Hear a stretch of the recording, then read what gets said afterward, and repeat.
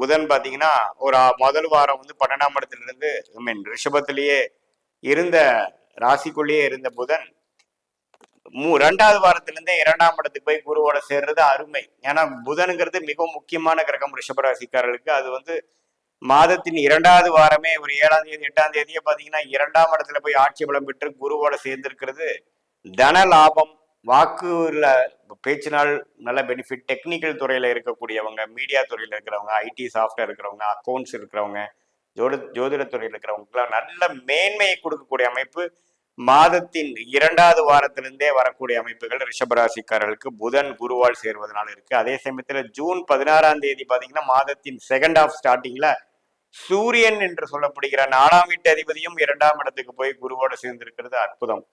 So 2ஆம் வீட்டு அதிபதி, 5ஆம் வீட்டு அதிபதி, 4ஆம் வீடு, பாகிஸ்தான் அதிபதி எல்லாமே கூட்டு கிரகமாக முக்கூட்டாக 2ஆம் இடங்கிற தனஸ்தானத்துல நட்பு வீட்டுல ஆட்சி வீட்டுல இருக்கக்கூடிய அமைப்புகள் மிகவும் சிறப்பான ஒரு அமைப்பு. ஸோ அதனால ஒரு புது பண வரவு, போட்ட இன்வெஸ்ட்மெண்ட் பெருத்த லாபத்தை பெறக்கூடியவங்க, ஜாதகத்துல அது மாதிரி அம்சம் இருக்கிறவங்களுக்குலாம் இந்த ஜூன் மாதம் 2வது செகண்ட் ஹாஃப்ல நம்ம எதிர்பார்க்கலாம்.